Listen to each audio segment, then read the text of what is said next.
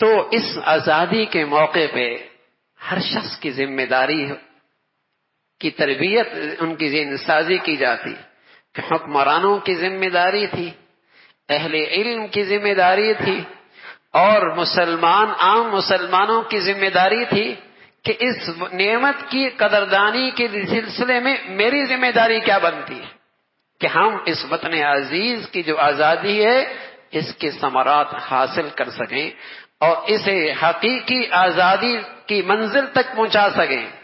حکمرانوں کی ذمہ داری تھی کہ وہ قومی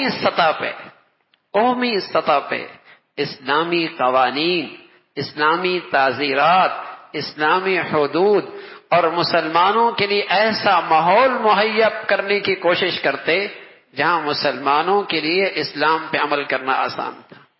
اور اہل علم کی ذمہ داری بنتی ہے کہ وہ اپنی زندگیاں مسلمانوں کی اصلاح اور مسلمانوں کو اللہ کی طرف بلانے کے لیے اپنی زندگیاں وقف کر دیتے۔ اور عام مسلمان کی ذمہ داری ہے کہ وہ اپنے دائرہ زندگی میں اسلام کو زندہ کرتا، کارخانہ دار ہے، صنعت کار ہے، بازار میں رہنے والا ہے، گھر کی زندگی اختیار ہے، وہ اپنے دائرہ کار میں اسلام کو زندہ کرتا۔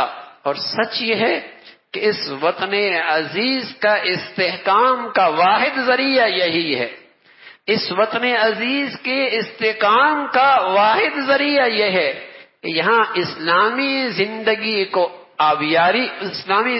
کی آبیاری اور ذہن سازی کی جائے تاکہ یہ پوری قوم متحد رہے اس بات پر کہ اسلام ہی ہماری زندگی کا اوڑھنا بچھونا ہے۔ اور جہاں یہ اسلام کا رشتہ کمزور ہوا، یہ مختلف قومیں، مختلف طبقات، مختلف قبائل، مختلف صوبے، مختلف ثقافت رکھنے والے دشمن انہیں اپنا ہتھیار بنا کے پھر صوبوں کی آوازیں، صوبائیت کی آوازیں، لسانیت کی آوازیں، فرقہ واریت کی آوازیں، اور پھر خانہ جنگی کے عذاب میں قوم مبتلا ہو کر جیسے اس ظالمانہ نظام کا نتیجہ کیا نکلا؟ وطن عزیز کا ایک ٹکڑا ہم سے جدا ہو چکا، وہی اس ظالمانہ نظام کا نتیجہ ہے۔ لسانیت تھی اور نظام ظالمانہ تھا، ایک خطہ ایک حصہ ٹکڑا ہم سے جدا ہو چکا ہے۔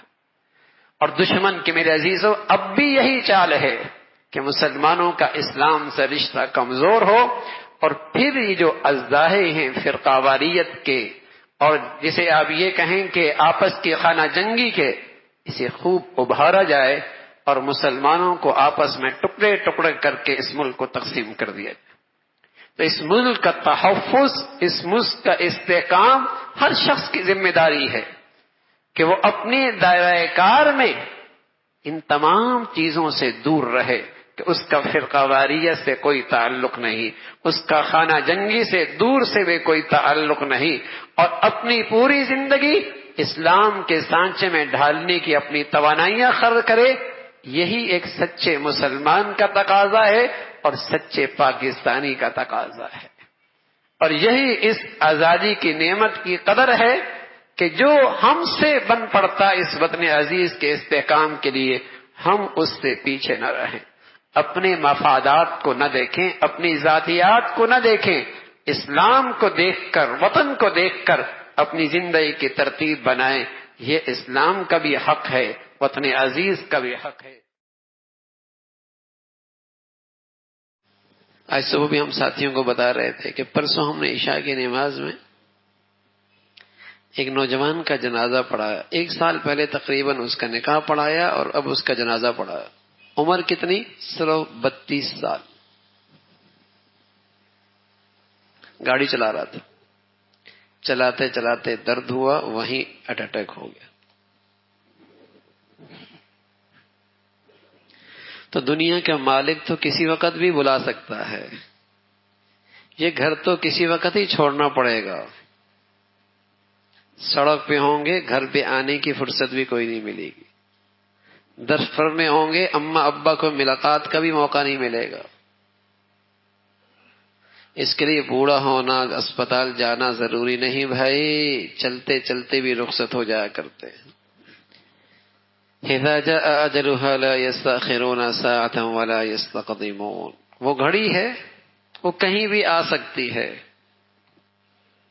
اللہ کے نبی صلی اللہ علیہ وسلم اس امت کے سب سے مہربان نبی، سب سے شفقت اور سب سے زیادہ خیر خواہ نبی، ایک دن فرمانے لگے یہ انسان ہے اور یہ اس کی اجل ہے اور اس کی امیدیں اور اس کی آرزویں، اشارہ کی ہاتھ سے، یہ جا رہے ہیں پیچھے پیچھے چلی جا رہی ہیں. اجل یہ سامنے ہے، یعنی موت سامنے کھڑی ہے اور اس کی منصوبہ بندی اور اس کی پلاننگ اور اس کی آرزویں اور اس کی خواہشات بس ہی کوئی نہیں.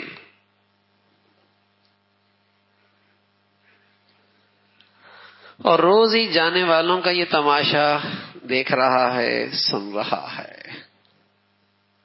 لیکن یہاں ایسی مردہ ضمیری ہوئی ہے بھائی، ایمان کی روشنی ایسی ختم ہوئی کہ اپنے ہاتھوں سے اپنے پیاروں کو اس منومن مٹی کے نیچے رکھ کے آتے ہیں، لیکن دیر کوئی نہیں لگتی. ایسا لگتا ہے ہم نے کوئی نہیں جانا، جانے والا جا چکا ہے. پتہ نہیں کتنے ایسے لوگوں کو اٹھا کے وہاں منومن مٹی چھوڑ کے آئے. صبح یہاں، شام منومن مٹی کے نیچے، صبح اس جہان میں، کل اس جہان میں، روز ہی یہ منظر دیکھ رہے. یہ غفلت، یہ گناہوں کی ظلمت کا اثر ہے میرے عزیزو. اس گھر کو بھول ہی چکے. حالانکہ یہ موت ایک ایسا سچ ہے کہ دنیا کی کسی انسان نے اس کا انکار نہیں کیا. ایسا سچ ہے. لیکن جتنا اس سچ سے غفلت ہے، شاید ہی کسی سچ سے اتنی غفلت ہو.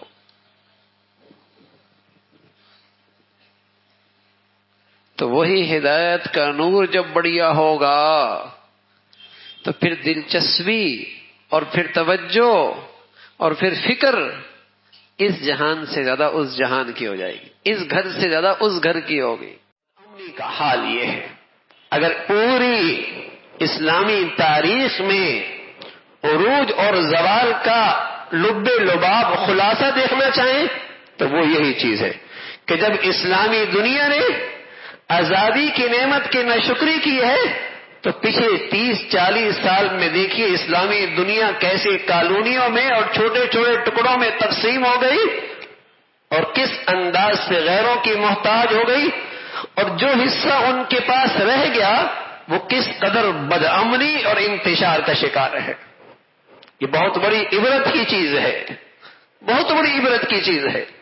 اور اس عبرت کا نقشہ وطن عزیز کے اندر بھی ہو رہا ہے کہ ایک حصہ بنگلہ دیش کی صورت میں الگ ہوا، دوسرے کا محض رونا ہے، اور باقی ہر طرف فرقوں کی بہار ہے، عصبیت لسانیت کے نعرے ہیں، ٹوٹ پھوٹ کی باتیں ہیں، تعصب اور نفرت انتہائی عروج پر ہے. اس لیے کہ جو وطن عزیز کا مقصد آزادی تھا، جس سے یہ پنجابی اور پٹھان اور بلوچ اور یہ مہاجر باہم شیر و شکر ہوا کرتے تھے، اسلامی اصلاحات اور اسلامی اخوت کی روح جس سے زندہ ہو سکتی تھی، وہ تو اسلام کی زندگی تھی. جب ہم نے اس کے راستے میں روڑے اٹکائے اور اسلام کی تمام، جسے کہیں کہ خیر کے تمام مراکز کے لیے، تمام خیر کے نقشوں کے لیے ہم نے سارے راستے بند کرنے کی سازشیں شروع کی ہے، اور بے حیائی اور فحاشی اور عریانی اور سود اس کے اڈے آباد کیے ہیں، تو میرے عزیزو پھر ملک کی سلامتی ان چیزوں سے خطرے میں پڑتی ہے. اس لیے کہ اللہ نے کہا ہے اور اللہ کے رسول نے بتایا ہے، اللہ کے رسول نے بتایا ہے، اذا ظہر الزنا والربا فی قوم اذن اللہ بہلاکہا، اذا ظہر الزنا والربا فی قوم اذن اللہ بہلاکہا. جب کسی قوم میں سود خوری اور سود کے اڈے آباد ہونے لگ جائے اور زنا اور بدکاری کے کلب کھلنے لگ جائے اور انہیں تحفظ ملنے لگ جائے تو فرمایا یہ اللہ کی طرف سے اس قوم کی بربادی کی نشانی ہے. اللہ بھی پھر اس قوم کو ہلاک کرنے کے فیصلے فرماتے ہیں. اذا ظہر الزنا والربا فی قوم اذن اللہ بہلاکیہ. خیر کے سرچشموں کے لیے سد راہ بن جائیں اور ان کے لیے رکاوٹیں کھڑی کر دی جائیں اور طرح طرح سے انہیں بدنام اور ان کے خلاف تدبیریں بنائی جائیں اور بے حیائی اور فحاشی اور عریانی گندگی کو عام کیا جائے، تو میرے عزیزو پھر اخوت اسلامی کی روح کہاں زندہ رہ سکتی ہے اور اسلامی بھائی چارہ کہاں قائم ہو سکتا ہے؟ پھر یہ لسانیت وطنیت کے بدبودار نعرے اور فرقہ واریت کا عذاب، اس سے نجات کہاں مل سکتی ہے؟ پھر تو یہ چیزیں عذاب کے طور پہ مسلط ہوتی ہیں، پھر تو یہ ساری چیزیں عذاب کے طور پہ مسلط ہوتی ہیں. اللہ کی طرف سے وطن عزیز کی شکل میں ایک بڑی نعمت ملی تھی. آج ہم آواز لگاتے ہیں کہ اس کا ایک حصہ کشمیر بھی ہے. ارے جو جا چکا ہے اس کی بھی تو ہم فکر کریں.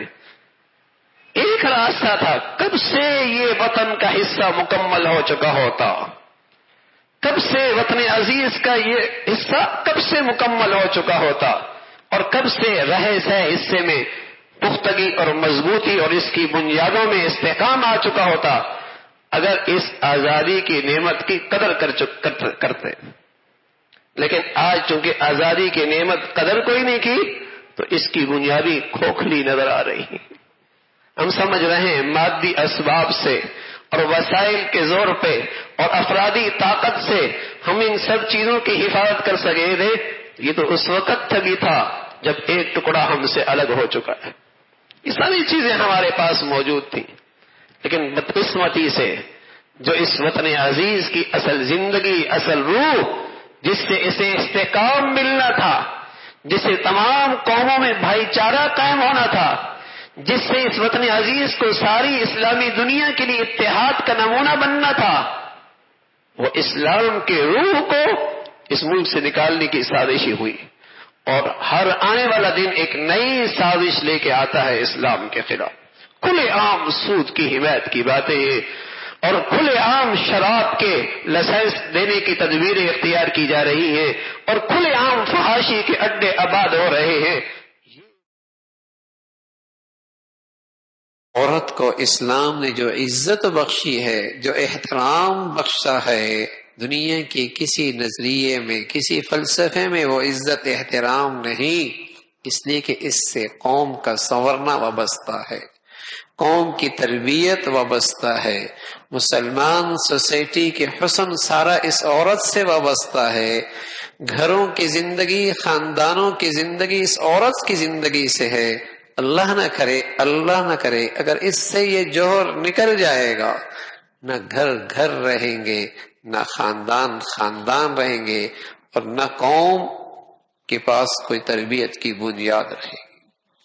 تو رسول اللہ صلی اللہ علیہ وسلم نے بتایا کہ عورت اگر نکلتی ہے گھر سے ضرورت کے درجے میں، حضرت عائشہ رضی اللہ عنہا فرماتی ہیں کہ حضور علیہ الصلوۃ والسلام کے زمانے کے اندر خواتین مسجد میں آیا کرتی تھی، آپ کا درس سنا کرتی تھی، نماز پڑھا کرتی تھی. ابتدائی اسلام.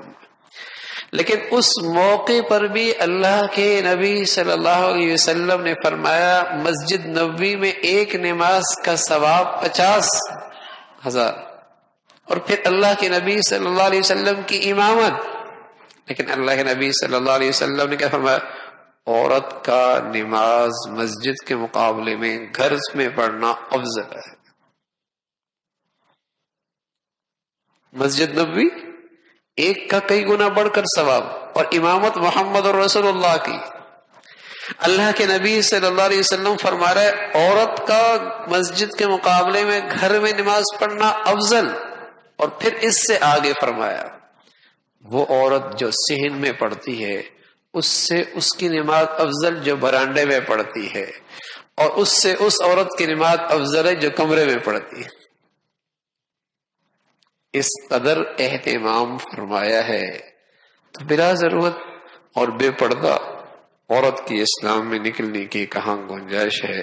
اللہ رب العزت مسلمان معاشرے کو یہ شرم و حیا کی خوبی خوب عطا فرما دے، یہی اس کی نسل کی تربیت اور حفاظت کا راستہ ہے۔ اللہ عمل کی توفیق نصیب فرمائے۔ ساری دنیا مل جائے میرا لقمہ بڑھا نہیں سکتی، اور ساری دنیا اکٹھی ہو جائے میرا لقمہ کم نہیں کر سکتی، پھر حرام کھانے کی کیا ضرورت ہے؟ حرام کمانے کی کیا ضرورت ہے؟ حرام راستے ذرائع اختیار کرنے کی کیا ضرورت ہے؟ رزق تو ملنا ہی ملنا ہے، حتی تستکمل رزق، مرے گا نہیں جب تک کہ اس کا رزق نہیں ہو۔ اللہ سے ڈرو اور رزق تلاش کا اچھا طریقہ اختیار کرو، اس لیے کہ جو کچھ اللہ کے خزانوں میں یہ حاصل نہیں کیا جا سکتا الا بطاعتی، ہاں اللہ کو خوش کر کے، اس کی اطاعت کر کے، اللہ تمہارے رزق میں برکت دے دے گا، اللہ تمہارے رزق میں برکت دے۔ اور حدیث قدسی ہے، اللہ خود کہتے ہیں، حدیث قدسی ہے اللہ خود کہتے ہیں کہ جب اللہ برکت دینے پہ آتے ہیں تو اس کی اثرات 7 پشتوں تک جاتے ہیں، برکت ہوتی ہے، اور نحوست بھی ایسی جاتی ہے، نحوست بھی ایسی جاتی ہے۔ فرمایا اللہ رب العزت راحت اور خوشی یہ کس میں رکھی ہے؟ اللہ کے فیصلوں پہ راضی ہونے میں اور اللہ کی ذات پہ یقین کرنے میں۔ اور ہم اور حزن، غم اور بے چینی، غم اور بے چینی اللہ نے کس میں رکھی ہے؟ شک اور اللہ سے ناراض ہونے میں، کہ اللہ کے فیصلوں پہ جب آدمی ناراض رہتا ہے اور اس کے فیصلوں پہ راضی نہیں ہوتا تو ہمیشہ غمگین رہتا، غم زدہ رہتا، شکوے اس کے اندر رہتے، شکوے رہتے۔ تو فرمایا انا اللہ، اللہ کہتا ہے میں اللہ ہوں، اذا رضیت، جب میں راضی ہوتا ہوں، بارکت، برکت دیتا ہوں، ولیس لبرکتی منتہا، اور میری برکت کی انتہا کوئی نہیں، واذا غضبت، اور جب میں ناراض ہوتا ہوں، لعنت، لعنت کرتا ہوں، یعنی اپنی رحمت سے محروم کر دیتا ہوں، ولعنتی تدرک السابع من الولد، اور میری لعنت کے اثر 7ویں پشتوں تک جاتے ہیں۔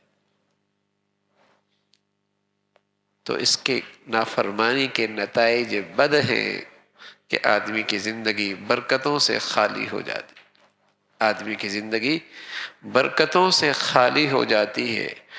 زندگی مبارک ہو اور اس کی زندگی کا ایک ایک لمحہ جو سونے چاندی سے، ہیرے جواہرات سے زیادہ قیمتی ہے، یہ زندگی کی لمحات کسی کام میں لگ جائیں، کسی اچھے جگہ پہ لگ جائیں تاکہ ہیرے جواہرات سے زیادہ قیمتی بن جائیں، یہ برکت ہے، یہ برکت ہے۔ اللہ ہم سب کو بھائی زندگی کے دیگر لمحات کچھ ایسی ہی نصیب فرما دے، عمل کی توفیق نصیب فرمائے۔